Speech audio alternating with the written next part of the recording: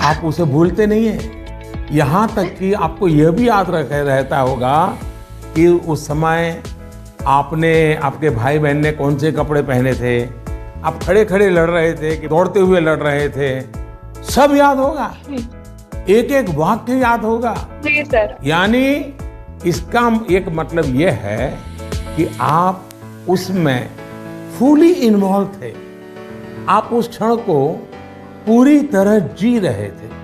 साफ है कि चीजें याद रहे, प्रॉपरली रिकॉल कर सके, उसके लिए आप जिस क्षण में हैं उस क्षण में ही रहना और उसमें पूरी तरह से इन्वॉल्व रहना बहुत जरूरी है।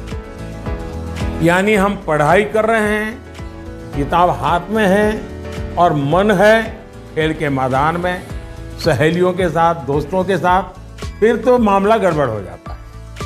आगे जाकर आप में से कोई विद्यार्थी अगर साइकोलॉजी पढ़ेगा तो उसमें मेमोरी बाय एसोसिएशन का कंसेप्ट विस्तार से समझाया जाएगा।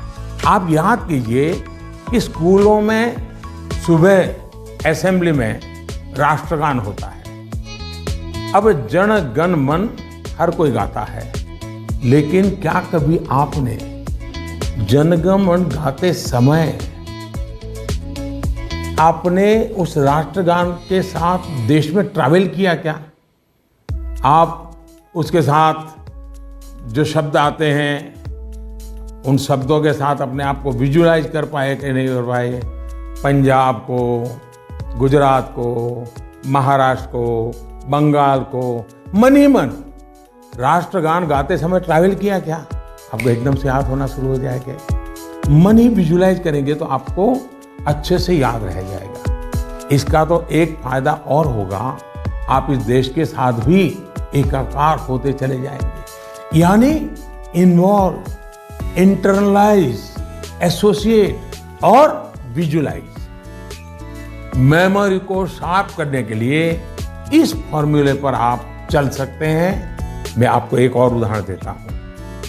आपके पास नोटबुक्स होती हैं, अलग अलग विषयों की किताबें होती हैं। आप जब भी घर से निकले ये तय करके निकले कि बैग में इतने नंबर पर इस विषय की नोटबुक होगी और इतने नंबर पर इस विषय की किताब होगी। चौथे नंबर पे हो सकती है, तीसरी पर हो जाए। और आपने अगर 3 नंबर पर हिस्ट्री की किताब रखी है, 5 नंबर पर भूगोल की किताब रखी है, तो जब भी आप हिस्ट्री की किताब निकालने जाएं तो बिल्कुल आंख बंद करके 3 नंबर की किताब निकालते हैं आप। देखिएगा आपका कॉन्फिडेंस लेवल कितना बढ़ जाएगा।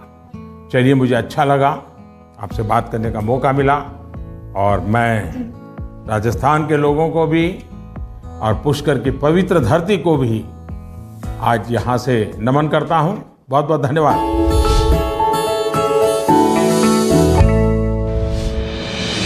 With the world's largest COVID vaccination drive, India is leading प्रधानमंत्री मोदी परीक्षा पे चर्चा के दौरान छात्रों को परीक्षा में किस तरह से मानसिक मजबूत होना चाहिए, परीक्षा की तैयारियां किस तरह से करनी चाहिए, इसको लेकर तमाम छात्रों को आज एक संदेश दे रहे हैं।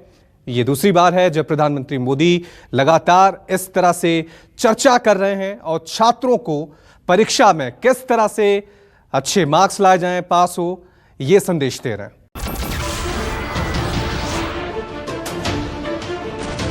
नमस्कार, मैं हूं मानक गुप्ता।